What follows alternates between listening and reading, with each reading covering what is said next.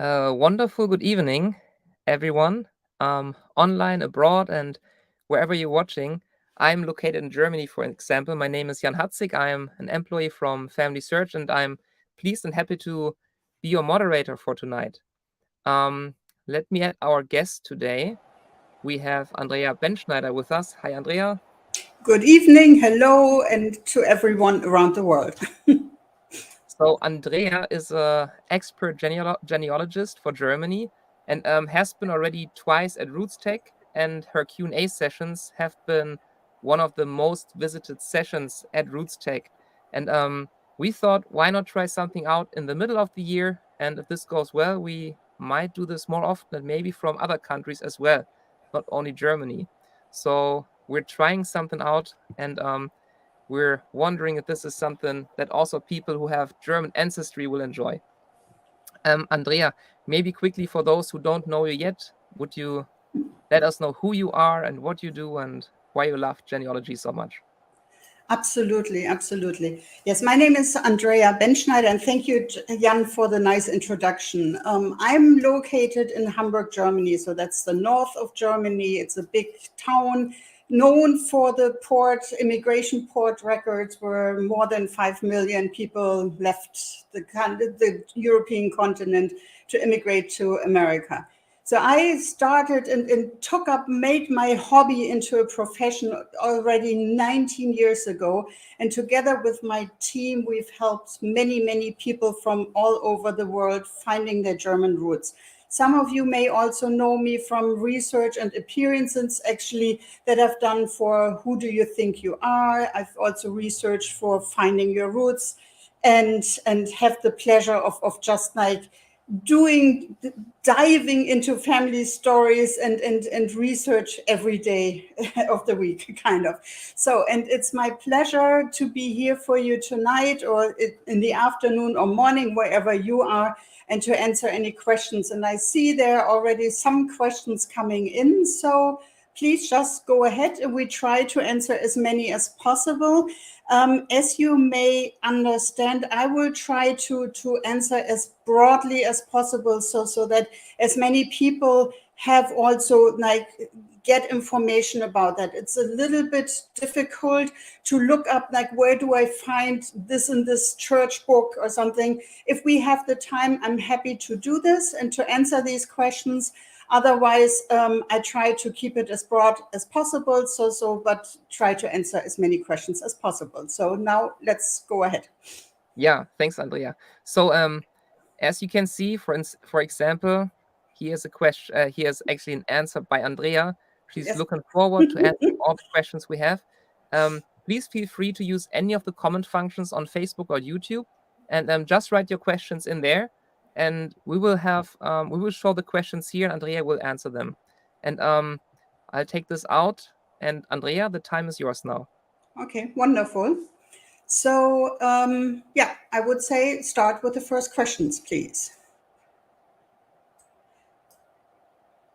So I have I see one here, and exactly. So I want to start with that one. How to find out info on Germans who left from Le Havre port to New York in the mid 1800s. Unfortunately, most of the immigration records from most of the European ports do not exist anymore. So your only chance to find records from particularly for Bremen, it's a little bit difficult. Only a few years exist. And also for Le Havre or Rotterdam or other ports in Europe, your best bet is to really look for the arrival records in the US, and particularly the 1850s. If you're looking for that in New York, the arrival records would not yet have been in Ellis Island. Ellis Island opened in 1892. Before that, it was in Castle Garden. There's it's the fortress in the lower part of Manhattan, lower tip. It's called Castle Garden. Was it called? I think it's called Fort Clinton nowadays. And that's where you could find those early records. Also, I think they should be probably on Ancestry. Family Search may have them. So look for the arrival records, because from most European ports, the departure records do not exist anymore.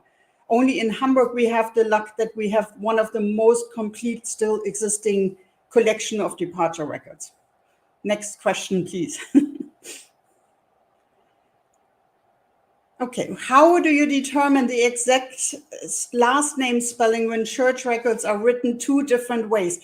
That's a good question. It was basically up until probably almost 1900, the majority, particularly of the rural population, was uneducated. Most of them could not read or write. And so that's why many records, the spelling in many records keeps changing. Only as of 1900, it really begins to be kind of carved in stone. Before that, again, it's like there could be minor changes with the name, with some letters, or it also had to do if a family moved around and they came to an area where maybe a different dialect was spoken, or people just didn't know any better. So basically continue with keep track of, take that kind of spelling that shows up the most frequently. I always make a note of any variations of the last names there. And otherwise look at what may be possible today. Okay, how do you track Germans who fled Odessa? Good question. There is... Well, there is a great society in America, which is Germans from Russia. I don't have the complete name of that organization, but they definitely can help. I know of a few people also that are specialized in that area. I know that records, records exist in archives in Odessa. Obviously, that's a little bit difficult to get access to nowadays. That depends also a little bit where they came from. But usually, I know of groups who are interested in that and who are specialized in that. I can try to look that up and maybe let me see how we find a way. Maybe I can put this here in this link session or in the question comment section afterwards to answer that specific question.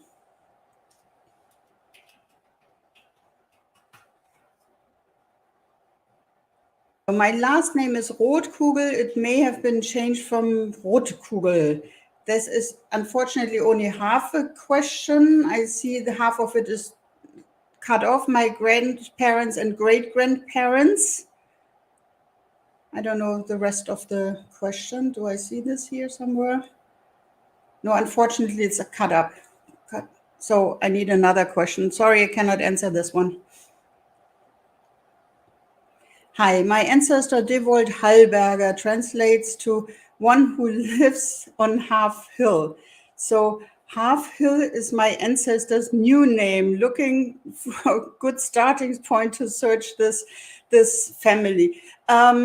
Well, basically, do you have, the question is like, so whenever you start a research in Germany, the question mainly is, or what we need is the information you need to know, you need to find a way how to locate the place of origin. So just like a popular question is, my ancestor's name was Johan Schmidt from Prussia. That's about as if you're looking for John Smith from the Midwest or something. So if you don't have any more precise information, it may be difficult to find out where the person came from.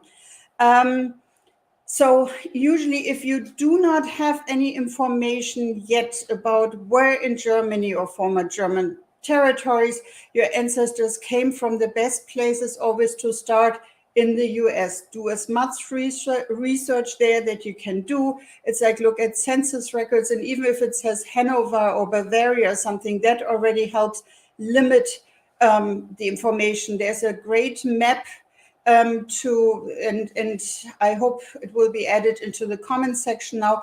There's a great way to enter last names in a map with name distributions in Germany. And so that's there you could add the Hallberger in, and with that it will show in which areas in Germany that name was common. So that also helps if you're looking for a possible place of origin. Obviously that works better if you have a rather uncommon name with having the last name Miller or Smith, so in German Schmidt or Müller. That would not be really helpful, really. So I hope I helped. Otherwise, if you have any idea if they left through the port of Hamburg, you could find them in the passenger departure records, and in Hamburg, where it usually lists the last place of residence before they departed the port. So these would be places to start looking for ancestors. Next question, please. My ancestor John Farr may have been Johann Farr, according to a passenger record from Castle Garden, although all other US records show the anglicized name Farr. Farr seems to be an unusual name in Germany. Any ideas how I could find his village of origin? You used Geogen, that's one of the place names already. So actually Farr, in German, the V is pronounced like an F. And so I'm not surprised that that was the way how it was changed in America. So, and actually there is a part of city of Bremen, part of the town which is called Bremen Farr, spelled exactly V-A-R-H-R. So maybe, just a hint without knowing anything else, I would, so that's where you would have a place name where it could be related to or could help narrowing down the location. Otherwise, I would do this so-called fan research where you look into family, associates, or neighbors and look if you have in, for example, in US Census records, you may have other people with that same name or like spelled the American or the German way. And maybe if you find them and you have more information about that, where these people come from. So that may be also helpful. Looking a little bit on the left and to the left and the right of the records of your ancestors. Next question, please. Are female maiden names typically recorded in church and government records? Generally, yes. Let's say as of the 1800s, they are. In early church records, you usually only have, like if it's a baptismal record, you usually only have the father's name. Obviously, for a marriage, you would have the bride and groom. And for a burial record, it may be in the early records, they possibly just say so-and-so's wife or so-and-so's daughter without the name really. But definitely as of the 1800s, it is rather usual and common that female maiden names are listed in church records. And definitely in Germany, the official civil records begin on October 1st, 1874, if it was in the Prussian territory, and on January 1st, 1876, and the rest of what we know as Germany today. And in those civil records, the maiden names, the female names were always mentioned, if they were known. Next question, please. What should you do to start researching German relatives? My husband's relative came from Prussia, but no one in the family seems to have any other details. His last name is Stanger, which I see is pretty much like looking for Smith. Actually, it isn't. Stanger is definitely not as popular and as common as Schmidt or Smith. Again, I would use this last name distribution list to see if you see any areas where it's more common. Another good way actually is also, again, start in America, look what you can find there, narrow it down as much as possible. Are there any naturalization records? Is there an obituary for him where it may say where he came from? Or again, do you find any passenger arrival records. So look at the family search has wonderful name, also the possibility where you can add in a last name and they will search both the family trees and the collections that are digitized to see if there are any matches. And sometimes if it is a name that is popular in a specific area, then you can see that also from the records that keep popping up there. So that's where I would start looking for it. Thank you. My Lutheran ancestors have a family register number often on records, but my Catholic sources, I've never seen such a thing. Do Catholic records have such a source available? So Jennifer, there I need to know, and that kind of goes for everyone. Please, when you ask such a question, tell me the time of the record and the area where it happened, so that I have more of an idea of where we're looking for. Because you have to imagine Germany as it kind of exists today is only or as we know it today, only exists as of 1871. Before that, there were 22 German monarchs, 3 free cities. We had several duchies, grand duchies, principalities, etc. So we had at one point, I think it was way over 35 different states. And so every German state, if you had Baden, if you had Bavaria, if you had Hanover, the Kingdom of Hanover or parts of Saxony or whatever, everyone had their own sets of rules, regulations, kinds of record keeping.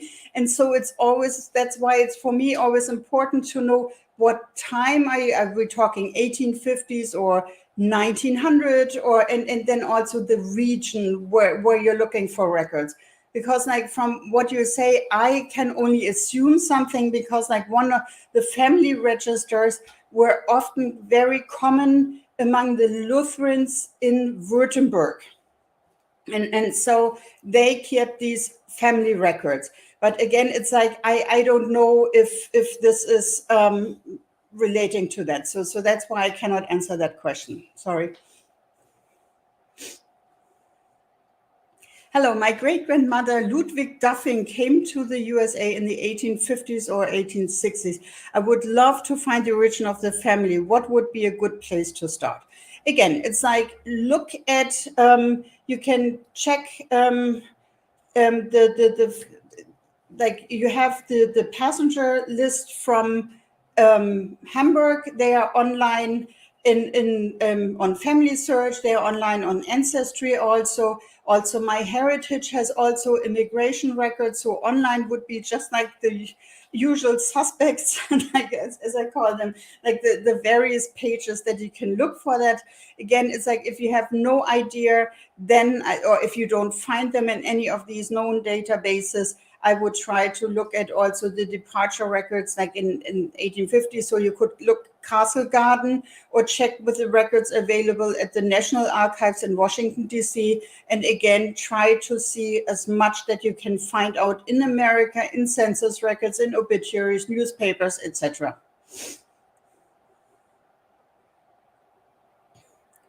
Okay. Hello. So I translate that for those from overseas. Hello from Munich. Is there at Family Search, are there any records available from Munich and the outer areas? It is rather difficult at the Munich City Archive to look someone with the last name Meyer, M-A-Y-R spelled, and because it was spelled in many variations in the last 150 years. Good. And so a big compliment to Family Search, because she found he or she found the Hungarian family back into the 17th century. So great. Honestly, I'm not really that sure and cannot tell you off the top of my mind if there's anything for Munich yet. I know that the Munich City Archive maybe generally is a little bit more challenging to work with. And that last name definitely is so. But if you have a very, very common last name, then it is very important to really stick with what you know and not make any assumptions, but really just like really go step by step with what you know, what you find out about the people that you have like recorded for, and not just look for anyone with the last name Meyer. It would drive you crazy. And plus you would probably waste your time with such a last name. And another good place to also always start with something like that, maybe also is looking at the local genealogical societies, because they have a wealth of collections of what their members researched in the years and centuries before, and that's like usually most of them have a library, and maybe they can also assist if there's a question like this. Is there a way to find any LDS church mission records from the early 1900s? My great-grandmother joined the church in 1901 near Brandenburg, but I know nothing of how she came to join the church. I'm not sure. It's like, I know that sometimes I've seen that in the different collections on the website, there are also sometimes specific records to LDS church members, and in particular in different areas. So that may be a place to look in the catalog. Otherwise, honestly, I think I would just like contact Family Search directly and send them this question, and I'm sure someone will be able to answer that.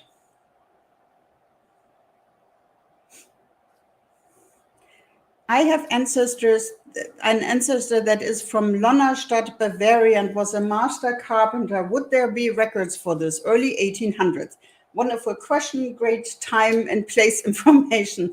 So Lonnerstadt is, if my geography is treating me right, it's in middle Franconia. So it would be the area of Nuremberg. I would contact, I would always look for the closest municipal archive, city archive. I would assume that Lonnerstadt is so small that they would not have a city archive, but they may have a district archive. And that's where I would ask for like what records may be available.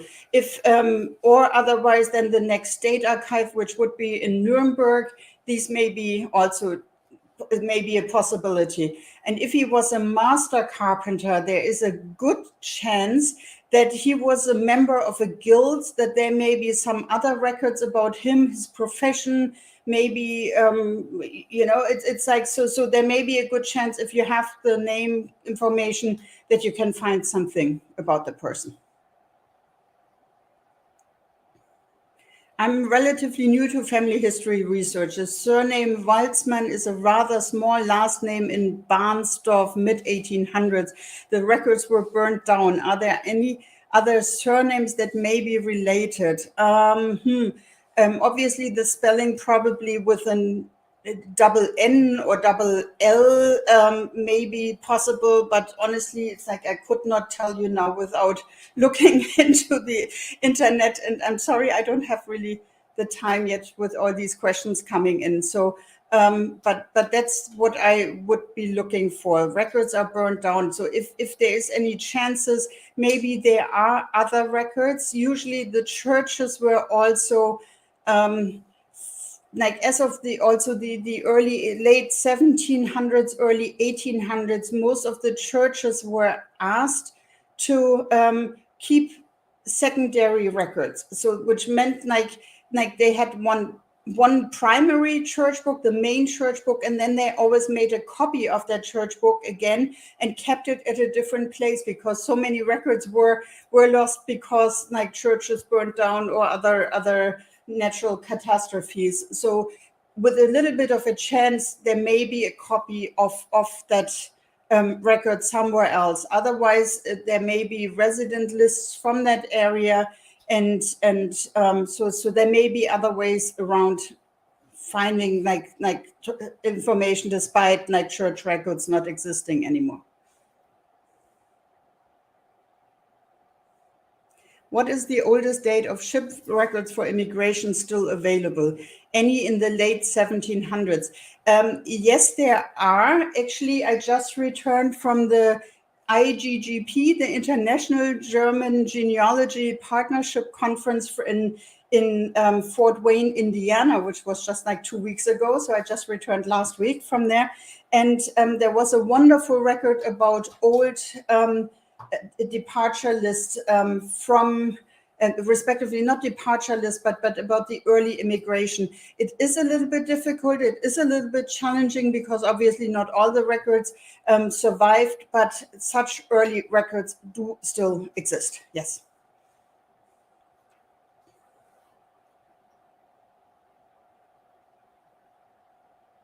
I'm looking for birth records of my grandfather born 29 December 1873. US records just says Germany. I know he was Lutheran or Evangelisch. His father was also Edward. He married a Catholic whose mother was Stärgrade. I go around and around with his parents too. I had really hoped date of birth would really narrow it. His last name was Wehling. Again, Mary Jo, there I would look for, like, see where might the last name be from. Look what you can find in passenger departure records, passenger arrival records, obituaries, census records, anything that will help narrow down where he was from. The Lutheran is already great, but still, it's like there is a relatively new website. It's been on for a few years, operated by the German Lutheran Church, and they keep up adding more and more and putting more and more church records up every week. However, there is no database behind it. So you really, like, to do a research, you really would need to know where the place, where your ancestor came from. So, sorry. How do I start if I only know that my ancestors are from Prussia? Again, the same question. Looking for any information that you may have, like when it comes to like, well, let's put it that way. I once had a research, like this goes back to this fan research again. Like I had someone's passenger departure list from Hamburg. However, this person came from a town in Prussia which existed by that name 5 times. And so what I did was, like, I started and the name was relatively common also. So what I did is so what we did is like we looked at the people who had like same name, like different names, but who came from the same town on this passenger list. And so then we started looking for those people, and it turned out they were all relatives. And then, like, we went through 5 possible towns with this name, and at the end it turned out we found the right one. So that's why you sometimes have to, like, if you can't find information specific to your ancestor, sometimes you have to, like, go around a little bit and look who were the neighbors, who were the people they were spending their time with, who were like in German records. You can often also find, if you're at a dead end, you can look for who were the godparents or witnesses in the records, because they were usually acquaintances or family members. So again, you would have to do first your homework in the US before you cross the Atlantic again to come and find where in Prussia someone may have been from.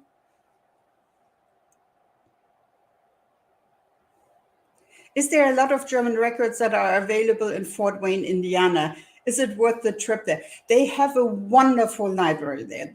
Like, I went to the Allen County Library, and they have it's this, after the family history library in Salt Lake City, it's the second biggest library in the United States. They have a big section on German books, also in German books there, but they cover basically any area in the United States, and they have like I don't know, yards and yards and of shelf space with books. It was like really, it was astounding to be there, and it was very well organized, and it definitely it was worth the trip there. Yes, thank you.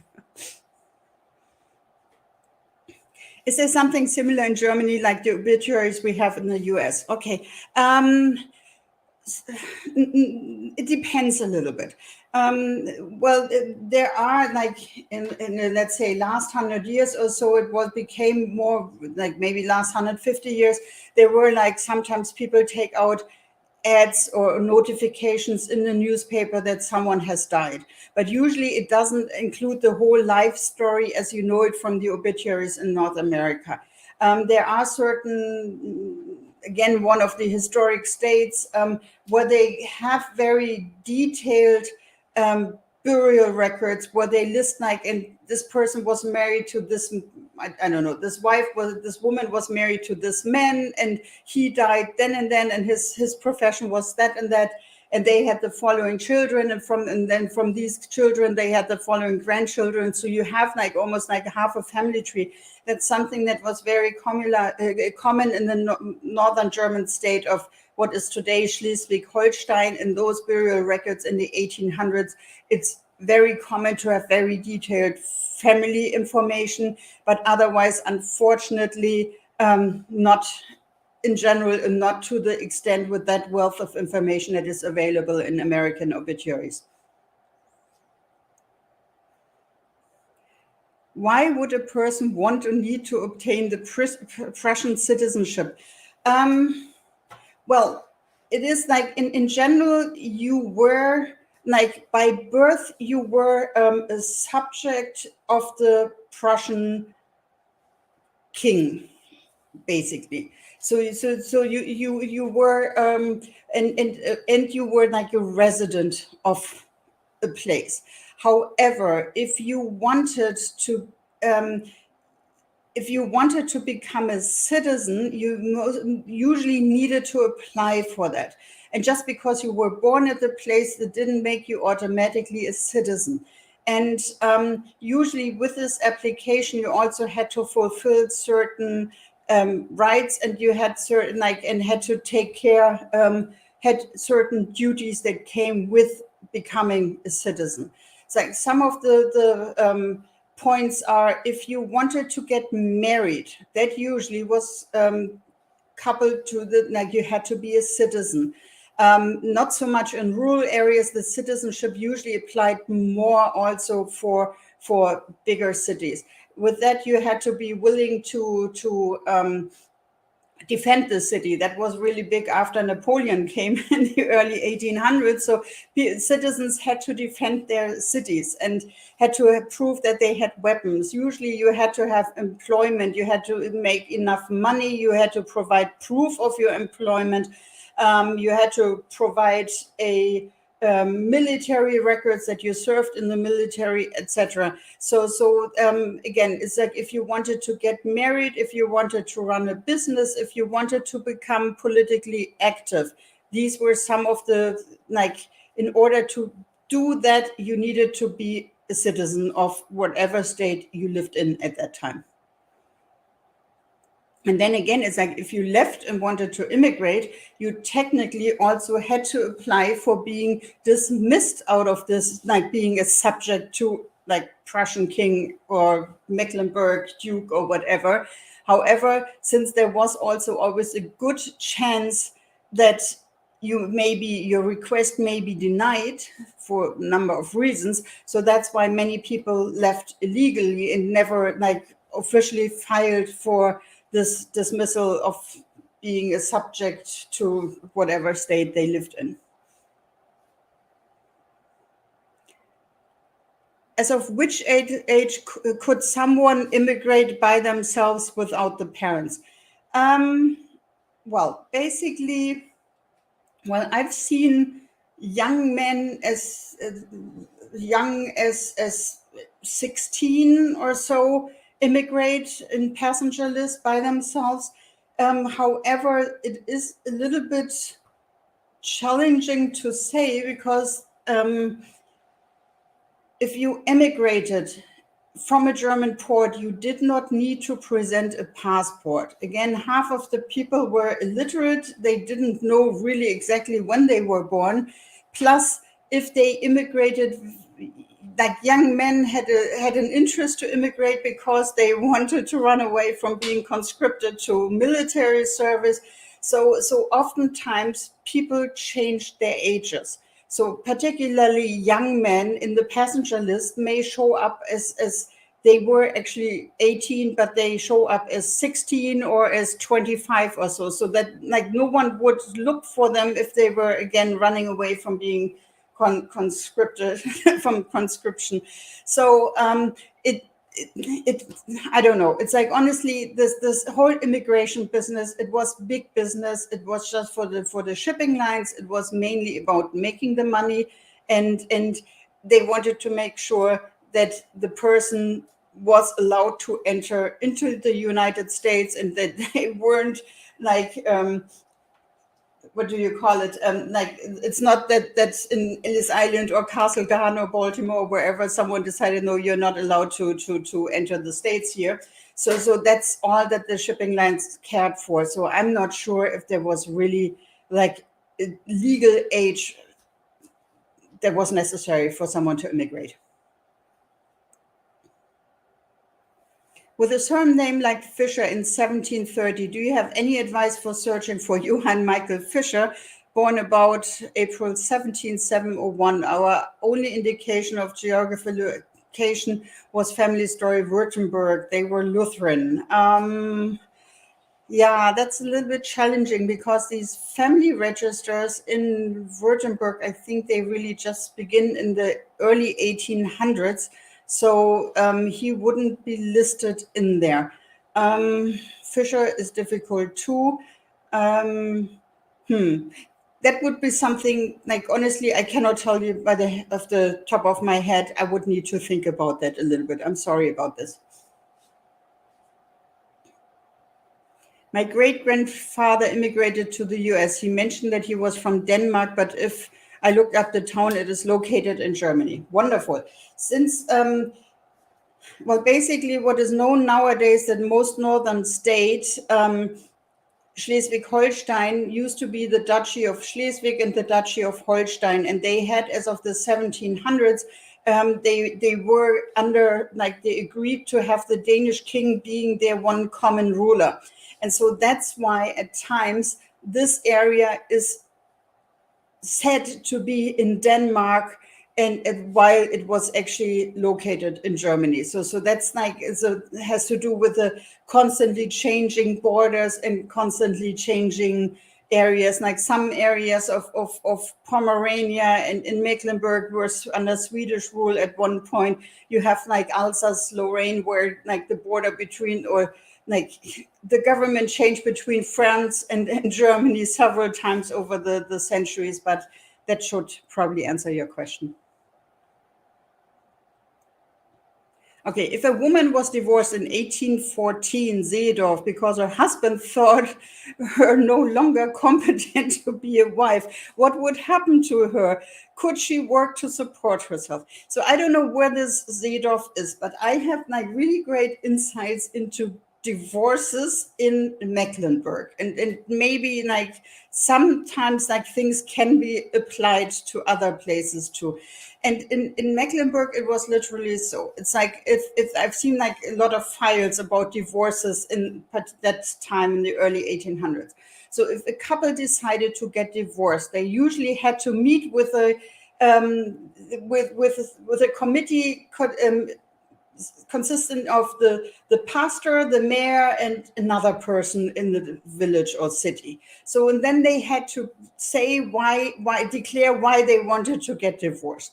And so then usually they were like really like pressured into reconsidering this and staying married. And some of these cases, like they did stay married. In some of the cases, this committee actually very much agreed with, probably in this case, like the husband, that his wife is incompetent. And so there was this divorce. So but what it meant was usually that neither the bride nor neither the husband nor the wife was allowed to get married again, at least not for like the wife for 1 year, which had to do with the fact they wanted to make sure that she was not pregnant by her ex-husband. So that's why there was usually always this, like if the husband died, there was always this 1 year of grief. And it was all had to do with the fact of like, if she was pregnant, who could have been the father? So in these divorce cases from Mecklenburg, I saw then also letters where usually what happens is, the husband needed a woman to take care of the household, and the woman could not survive without a man, like for economical reasons, like to feed her and the children if there were any. So usually within a very short time after this decision of the divorce, both would write a letter to then the Duke of Mecklenburg, in that case, asking for the permission to be either financially supported or to get remarried again. So that's a good chance to see. I would check in the area where it is and look at the state archive or district archive to see if there are any divorce records or any information available. So, and usually in 1814, no, she could not work to support herself. If there, at least if there were children, if she was unmarried, but then still like she could have worked like maybe as a, I don't know, a farmhand or something, but usually there, like for women, there was not like enough work to really support herself. Is Vernon a German name or Chamblis? Thank you. I would think Chamblis sounds a little bit French to me. Vernon, maybe not in that spelling. Maybe if it was a German, maybe it's like an anglicized version of a German name. So it's like, sorry, couldn't give you a really clear answer about this. Sorry about that.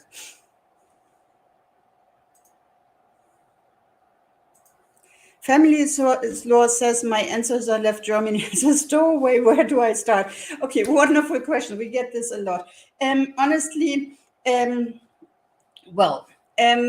the only as of the 1860s, mid-60s, there was such a thing as steam vessels. However, before that, you only had sailboats. And the steam vessel really wasn't so much like it's allowed to be a little bit faster and to have a little bit more control over how long a transatlantic crossing would take. But at the end of the day, they were literally still something between 15 to 30 days or longer on their route from Europe to America. And honestly, it's like, I don't know which stowaway would survive that. And based on all the questions that we received and the inquiries that we receive, it is always like, it feels like 70% of the ancestors said, oh, they are a stowaway. So obviously all the shipping lines would be out of business if everyone was traveling as a stowaway. And so I've heard that rumor a lot, and I somewhat doubt it.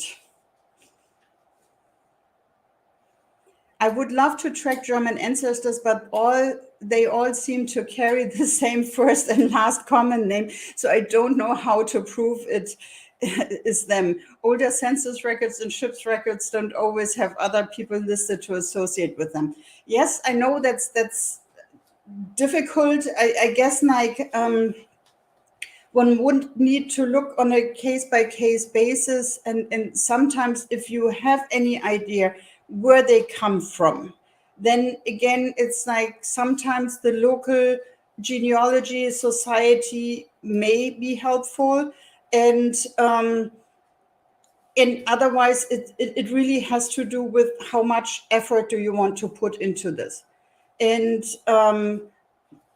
that's basically, it will come down to like really if you have the town and if you know the place and the parish they went to, then it really will come down to looking at everyone with that name and trying to divide the families so that you know which one is really the one that you like, that was your ancestor.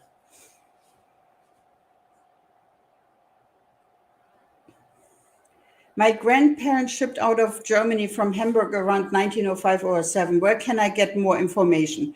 Again, the Hamburg passenger departure records are like the original records are located at the State Archive in Hamburg. They are online also available both on Family Search, but also on Ancestry. And there is a database attached to the Ancestry records.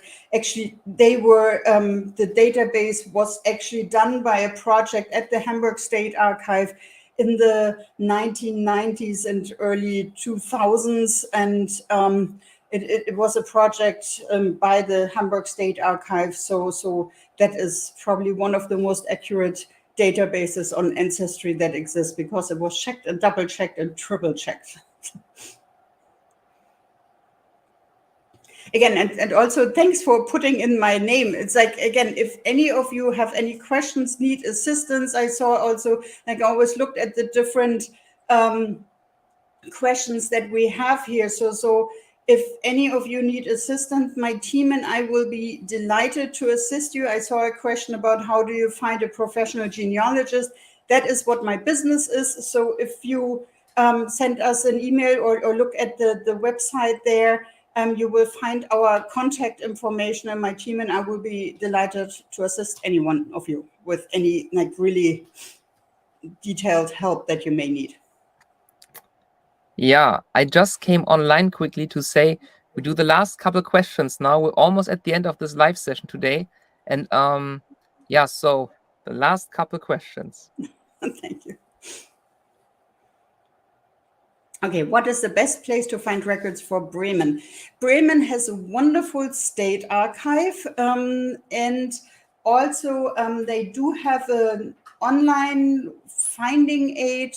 It is called Arkansas, and you can enter basically name information there. And the other great source for records from Bremen is the local genealogical society. It's called Die Maus, M-A-U-S, and they work closely together with the Bremen State Archive. They do have an English website also, and they do have a lot of databases, and they are just extremely helpful.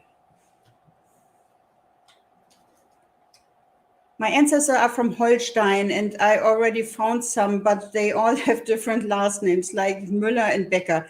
Does this mean they got their last names from their occupation? Okay, that is right. The last names in Germany started, basically, it was like they are 500-600 years ago, or even more, like depending on it. It like all came from a time when like the towns grew and the population exploded, and it kind of started in the bigger cities in Cologne and Mainz and that area in like middle West Germany, and then spread out to the countryside when it wasn't enough, when there was like the 10th Johan or John or whatever in the village. So they needed to have differentiate people, and so that's when people's last names in Germany were started, like based on occupation, like the baker or the miller, or you have it like by last names of like by the first name of the father, like Johansson or something, or where they came from, like Berliner, or also like what they looked like black, also schwarz, or because they had maybe black hair or something like that. So that's basically, but usually like record, like we're talking about the 12 and 1300s when at first the last name started in Germany. So for the normal population, the oldest church book goes back to like the early 1510 or something in that area. Usually it's a safe bet to have church records as of 1650, 1700 is usually a reliable time when you like, that's how far back you can go with the church books. That has to do with the 30-year war. So basically, if you had a last name that was basically started to exist in the 1400s, you wouldn't find any records about that today anymore. So it's more like how to differentiate between the different people you had. And usually it was always like, and that's also like in some regions in North Frisia or East Frisia, you had this patronymic name system where it was always like your father's first name was your last name. And so it may change from like within a family, everyone had different names. And so that's why it became difficult under Napoleon, and like was like started occupying in like 1802, 1805, depending on where you were. And so he wanted to know who he could tax and who he was dealing with. And so that's why in the early 1800s, usually it started that people had to take on fixed last names if they hadn't before, basically. Okay, more questions. I found an obit that says surname Michel or Klü from Kurhessen in 1850 from Prussia and just beginning. Where should I start? Yeah, you would still need to find an exact place name. I would look like we don't have, again, as I mentioned before, we don't have like census records for every German state. So it would really be important to see what kind of records may exist for Kurhessen in that time, where you could then pin down where the people came from. So I would need a little bit more information, and then we could probably definitely help you with that. It is tough that my last name had a fan or von in front of Klunk. Okay, I know we are German Prussian, which would be correct. Well, Prussia was a part of Germany, and von, V-O-N, would be definitely in Prussia. Van, V-A-N, would be more like the Lower German or a Dutch version of the same name. So that's how I would see it. Yeah. Thank you, Andrea, so much for your time today. I think you were able to help a lot of people with their questions and yeah, hopefully gave them some clues on how to get started.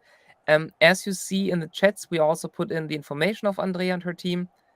If you have further questions, just reach out to her and see if she's able to help you. We're thankful for your time today, Andrea, and I think we will do this in the future again. I would say Thank so. you very much. There are so many Yeah. questions left, so I think we have to do this again. Yes. I know. Yeah. Thank you, Andrea. Thank You're you all welcome. who participated today and yeah, who watched. We wish you a wonderful reminder of the evening or morning or whatever time zone you're in, and see you next time. Bye-bye. Thank you. Bye.